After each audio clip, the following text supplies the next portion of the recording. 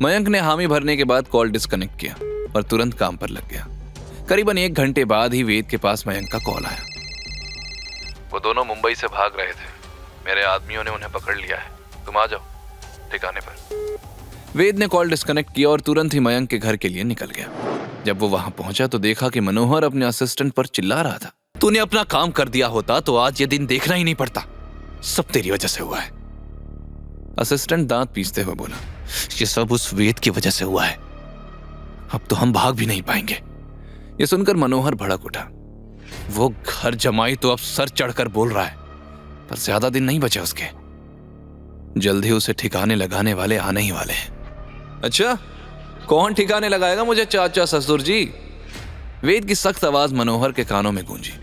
वेद को सामने देखते ही मनोहर हैरानी से बोला, तुमने हमें पकड़वाया? तभी मयंक ने वेद के पास आकर कहा, जब से इन्हें पकड़ा है इनकी बकबक बंद ही नहीं हो रही है। हम सब तो इनका मुंह तोड़ने वाले थे, लेकिन अब ये शिकार तुम्हारा है तो तुम ही देखो तुम्हें क्या करना है। वेद ने हाँ में सर हिलाया और मनोहर से बड़े आराम से पूछा, तो बताइए चाचा जी, कौन ठिकाने लगाने वाला है और कौन कौन शामिल है आपकी साजिश में? हाँ, मनोहर चिल्लाया, मैं नहीं बताऊंगा, क्या कर लोगे तुम? वेद ने जवाब नहीं दिया और अगले 5 मिनट बाद मनोहर और उसका असिस्टेंट उल्टे लटके हुए चिल्ला रहे थे। तब मनोहर तड़पते हुए बोला, तुम्हें जेल भिजवाऊंगा मैं, मुझे किडनैप और टॉर्चर करने के इल्जाम में, और मैं मां को बताऊंगा उनका जमाई गुंडा है, गुंडा, उतारो मुझे। लेकिन वेद आराम से अभी भी कुर्सी पर बैठा था। वो मुस्कुराते हुए बोला, चिल्लाओ चिल्लाओ, जितना मन करे उतना चिल्लाओ, जब तक तुम्हारी कहानी मुझे पसंद नहीं आती तब तक तुम यहीं झूलते रहोगे। ये सुनकर असिस्टेंट डर गया और घबरा कर बोला, तुम बच नहीं पाओगे, वो लोग तब तक नहीं रुकेंगे जब तक तुम्हें और कियारा को रास्ते से ना हटा दे। वेद ने कैजुअली पूछा, अच्छा है, तो बताओ फिर कौन है वो लोग जिसमें इतना दम है? तब मनोहर चिल्लाते हुए बोला, अगर उनका नाम भी लिया तो हम जिंदा नहीं बचेंगे, हम नहीं बता सकते, प्लीज छोड़ दो हमें। वेद सोच में पड़ गया कि ऐसा कौन है जिसका नाम जाहिर करने से मनोहर इतना डर रहा है। क्या ये कोई बड़ी साजिश है? कहीं इसमें वो मिस्टीरियस मैन तो शामिल नहीं? क्या वेद सच्चाई का पता लगा पाएगा? चलो अब बता भी दो, कौन है वो लोग जो कियारा और मुझे मारना चाहते हैं? मनोहर गुस्से में बोला, तुम कुछ भी कर लो, हम नहीं बताएंगे। तभी वहां कुछ लोग आ पहुंचे। असल में मयंक ने 6 लोगों की एक टीम बुलाई थी, 4 लड़के और 2 लड़कियां थी। वो सब शहर के जाने माने बिगड़े रईस लोग थे जो अपने सामने किसी को कुछ नहीं समझते थे। वो लोग उस शख्स से मिलने को बेताब थे जिसने मयंक को इम्प्रेस किया था। लेकिन जब उन्होंने वेद को दूर से देखा तो उन सब के मुंह बन गए। उनके डिजाइनर कपड़ों और शूज के सामने वेद के सस्ते कपड़े बिल्कुल आउट ऑफ प्लेस लग रहे थे। तभी मयंक की दोस्त अलीशा ने अपने सनग्लासेस उतारे और वेद की तरफ देखते हुए बोली, OMG मयंक, ये कौन है?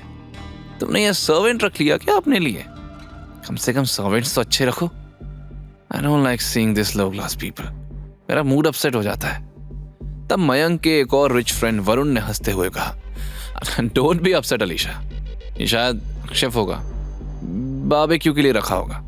ए, जाओ बारबेक्यू तैयार करो, यहाँ खड़े क्या देख रहे हो? ये सुनकर मयंक की भौहें तन गई। उसने गहरी सांस ली और सबके सामने काम लेकिन सख्त लहजे में कहा, गाइस स्टॉप इट, ये वेद ब्रो है, इसी ने मेरे पापा की जान बचाई है। I respect him a lot and तुम सबको भी करनी चाहिए। अलीशा आंखें घुमाते हुए बोली, come on Mayank, seriously, what are you joking about? ये और कोई डॉक्टर, प्लीज दूसरी ट्रिक ट्राई करो, इट्स नॉट फनी इनफ। तभी वेद के पास से चीखने की आवाज आई, वो भी एक नहीं 2 लोगों की। प्लीज हमें छोड़ दो, जाने दो हमें। वो लोग पास आए तो उन्होंने देखा कि वेद ने मनोहर और उसके असिस्टेंट को पेड़ पर उल्टा लटका रखा था और उन्हें टॉर्चर कर रहा था। अलीशा हैरानी से बोली, ये सब क्या है?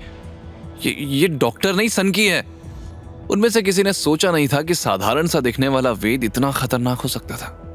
मयंक मुस्कुराते हुए बोला, आई टोल्ड यू गाइस, तुम लोग मेरी बात नहीं मान रहे थे ना, अब खुद देख लो वेद ब्रो क्या चीज है। वहीं वेद ने मनोहर को झाड़ियों से बाहर खींचा और जमीन पर पटकते हुए सख्ती से पूछा, जेल से बाहर तो आ गए, लेकिन जान गई तो किस काम के हैं?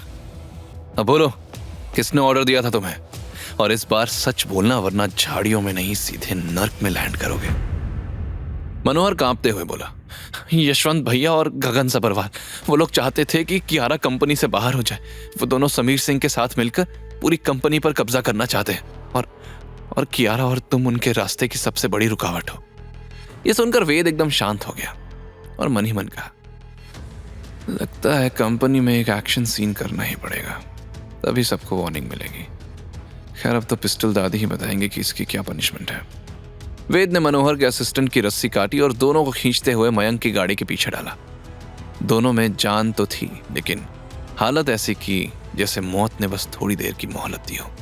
उसने फिर मयंक से कहा, आर्क इंडस्ट्री चलो। मयंक जो अपने पंटरों को ऑर्डर देता था, आज वेद उसे ऑर्डर दे रहा था। पर जब से वेद ने उसके पापा की जान बचाई थी, तब से वो उसकी सारी बात मानने को तैयार था। ये देखकर उसके दोस्तों की आंखें फटी की फटी रह गई। आगे की कहानी जानने के लिए देखें अगला एपिसोड सिर्फ पॉकेट एफएम के YouTube चैनल पर, और के फॉर किंग के सारे एपिसोड्स को सुनने के लिए डिस्क्रिप्शन में दी लिंक से डाउनलोड करें पॉकेट एफएम ऐप।